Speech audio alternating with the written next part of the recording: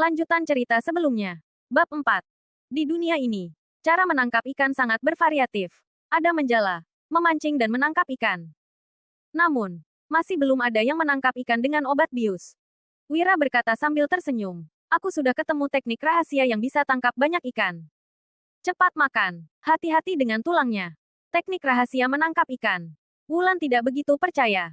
Dia menjadi was-was lagi setelah mendapat perhatian dari Wira. Namun, Wulan tidak lanjut bertanya lagi. Kedua orang itu pun mulai menyantap makanan mereka. Entah karena pemilik tubuh sebelumnya terlalu jarang makan ikan atau karena ini adalah ikan liar, Wira merasa ikan yang digoreng dengan garam ini sangat lezat. Dalam sekejap, dia pun sudah menyelesaikan santapannya. Wira melirik Wulan yang makan dengan pelan. Ikannya masih tersisa setengah. Suamiku, aku sudah kenyang. Makan saja ikannya. Saat melihat Wira yang menatap dirinya, Wulan pun buru-buru meletakkan sendoknya dan mendorong piring berisi ikan itu ke hadapan Wira. Aku sudah kenyang kok.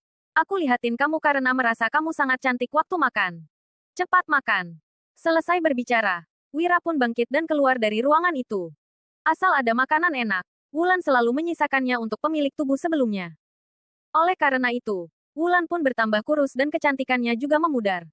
Cantik, suamiku. Wulan langsung tersipu. Dia menatap punggung Wira dengan berlinang air mata. Setelah menikah selama 3 tahun, suaminya selalu memukul dan memakinya. Ini adalah pertama kalinya dia dipuji. Wira menatap ke langit malam sambil melamun. Berhubung tidak ada polusi, bulan dan bintang di langit terlihat sangat jelas dan terang. Pemandangannya sangat indah. Sebaliknya, kehidupan rakyat malah begitu menderita. Mereka sangat miskin sehingga harus melewati hari dengan penuh kegelisahan. Suamiku, ayo cuci kaki. Entah sudah berapa lama Wira duduk melamun. Dia tersadar kembali saat Wulan membawakan seember air hangat dan meletakkannya di depannya. Baru saja Wira mau melepas sepatunya, Wulan sudah berjongkok dan melepaskan sepatunya dengan talenan. Kemudian, Wulan mengangkat kakinya dan memasukkannya ke dalam ember. Biar aku sendiri saja yang melakukannya. Pada zaman ini, sangat wajar bagi seorang istri untuk membantu suaminya membersihkan kaki. Namun, Wira tidak terbiasa. Tangan Wulan langsung gemetar. Wira bukan hanya sudah memasak, memberinya makan ikan dan memujinya. Sekarang, Wira juga mau membersihkan kakinya sendiri. Apa Wira berencana untuk melakukan sesuatu terhadapnya? Selesai membersihkan tubuh, rasa kantuk pun melanda. Wira berkata, ayo kita tidur. Menyalakan lampu minyak saat malam sangat menghabiskan minyak. Jadi, orang tidak punya kegiatan lain selain tidur atau berhubungan intim. Wulan berkata dengan suara rendah, suamiku, tidur saja dulu.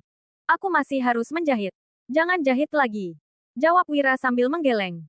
Keluarga Linardi sangat kaya. Ayah dan saudara Wulan adalah pejabat. Wulan juga tidak pernah belajar menjahit sebelumnya. Setelah menikah dengan pemilik tubuh sebelumnya, dia baru mulai belajar menjahit demi menghasilkan uang.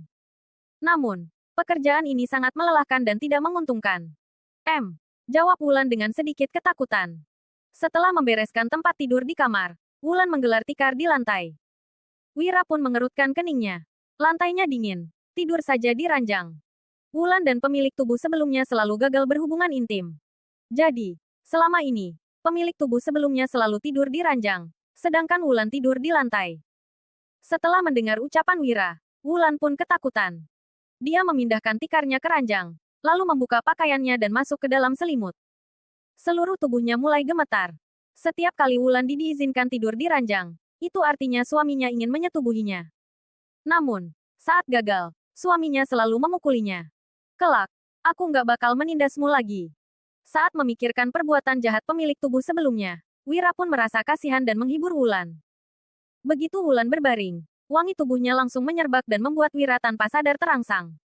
Namun, karena sudah bekerja seharian, dia sudah sangat mengantuk. Mana pernah kamu tepati janjimu? Wulan tersenyum getir, lalu menutup matanya sambil berbaring di ranjang. Dia sudah pasrah akan takdirnya dan menunggu untuk dipukul. Namun, Wulan malah mendengar dengkuran Wira yang teratur. Mata Wulan dibasahi air mata lagi. Suamiku sepertinya sudah benar-benar berubah. Dia nggak menindasku lagi. Ah! Sebelum menyelesaikan ucapannya, Wira pun berbalik dan memeluk Wulan. Wulan menantikan pukulannya dengan ketakutan, tetapi tubuhnya malah perlahan-lahan terasa hangat. Keesokan paginya, Wira mengambil sebatang cabang pohon siwak, lalu memalu ujungnya untuk membentuknya menjadi sikat kecil. Ini adalah sikat gigi pada zaman kerajaan Nuala. Orang yang berkecukupan menggunakan garam untuk kumur-kumur, sedangkan orang kaya menggunakan bahan obat tradisional yang dibuat menjadi bubuk untuk membersihkan gigi. Setelah menggosok giginya dengan cabang pohon siwak itu sebentar, Wira merasa mulutnya terasa sedikit pahit. Tiba-tiba, Wulan menghampirinya dengan wajah tersipu. Suamiku, sepertinya ada orang di luar. Coba kulihat. Melihat gadis cantik yang tersipu ini, Wira pun tersenyum. Semalam, mereka sebenarnya tidur terpisah. Pagi tadi, entah bagaimana mereka sudah berpelukan. Setelah kumur-kumur, Wira pun membuka pintu dan tercengang. Paman Hasan, kenapa kalian datang begitu pagi? Di depan pintu, berdiri Hasan dan kedua putranya. Danu dan Dodi sangat mirip dengan Hasan. Mereka berperawakan tinggi dan kurus. Perbedaannya adalah, Danu bersifat tenang dan dewasa, sedangkan Dodi bersifat impulsif. Suara Hasan sangat lantang. Kami biasanya memang bangun pagi. Hari ini, kami harus bantu kamu ngapain? Danu dan Dodi menatap Wira dengan penuh harapan. Dulu, mereka sangat memandang rendah kakak sepupu mereka ini. Namun, kemarin Wira sudah memberikan mereka begitu banyak ikan. Orang tua mereka tidak rela memakan 2 ekor ikan yang besar, tetapi ikan-ikan kecil sudah dihabiskan mereka. Saat melihat anak-anak mereka yang makan dengan lahap, Hasan dan Hani pun meneteskan air mata. Danu dan Dodi bahkan juga langsung mengunyah dan menelan daging ikan beserta tulangnya. Saat mendengar harus membantu Wira hari ini, mereka bertiga pun langsung datang setelah makan sedikit bubur. Nggak perlu buru-buru. Wira menguap, lalu berkata, Wulan, ayo buat serabi. Bahan membuat serabi sebenarnya sudah tinggal sedikit. Wulan sebenarnya merasa sayang, tetapi dia tetap membuatnya. Wira mempersilahkan ketiga orang itu masuk ke dalam rumah, lalu berkata, Danu, Dodi, coba tangkap 5 ekor ikan dari gentong air. Kita masak sup ikan. Ikan yang ditangkap kemarin semuanya ditaruh di dalam gentong air. Setelah obat biusnya hilang, ikan-ikannya pun hidup kembali. Wira juga sudah meluangkan waktu bereksperimen dengan teknik busur ikan. Sampai saat ini, semua ikan yang dia tangkap kemarin masih hidup. Sup ikan. Danu dan Dodi langsung menelan air ludah. Namun, mereka berdua tidak bergerak dan malah menoleh ke arah ayah mereka. Hasan menggeleng sambil berkata, Wira, kami sudah sarapan. Ikannya dijual buat bayar utang saja. Wira menjawab sambil tersenyum. Paman Hasan, jangan khawatir. Aku sudah punya cara untuk bayar utang. Kerjaan hari ini berat. Kalau nggak kenyang, mana punya tenaga? Danu, Dodi, cepat pergi tangkap ikannya. Begitu mendengar bahwa pekerjaannya berat, Hasan pun mengangguk. Jika pekerjaannya berat, makan bubur saja memang tidak akan cukup untuk memberi energi untuk bekerja. Danu dan Dodi pun segera pergi menangkap dan membunuh ikannya. Tidak lama kemudian, serabi dan ikan yang hangat pun selesai dimasak. Wulan membawa seekor ikan dan sebuah serabi ke dapur untuk makan sendiri, sedangkan Wira dan yang lainnya duduk di meja makan. Ikan yang dimasak pagi ini lebih besar dari yang semalam. Berat setiap ekornya di atas sekilo. Wira sudah kenyang setelah memakan sebuah serabi dan setengah ekor ikan. Dia pun memberikan sisanya kepada Danu dan Dodi. Kedua orang itu sudah makan masing-masing seekor ikan yang beratnya sekilo lebih, lalu juga makan 3 serabi besar. Namun, mereka masih sanggup menghabiskan setengah ekor ikan yang disisakan Wira dan bahkan menghabiskan supnya hingga tak tersisa. Hasan pun memelototi kedua putranya, lalu tersenyum malu pada Wira.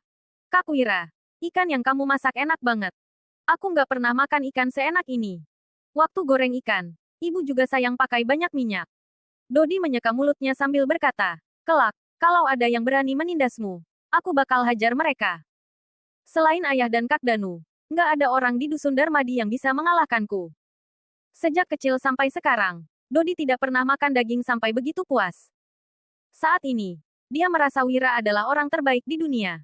Danu menendang kaki Dodi, lalu berkata sambil tersenyum, Kak Wira, kami nggak sembarangan berkelahi kok.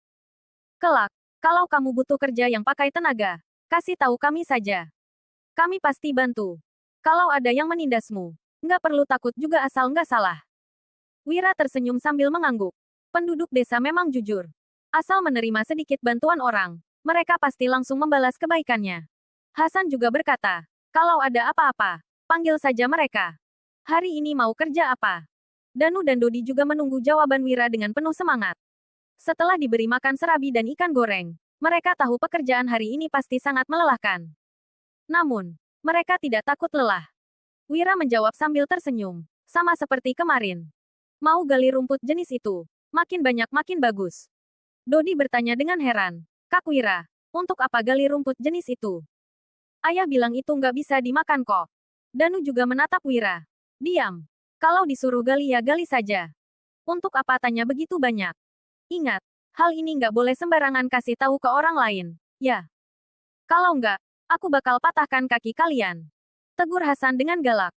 Kemarin, Wira sudah menggali sekeranjang rumput, lalu langsung mendapatkan begitu banyak ikan.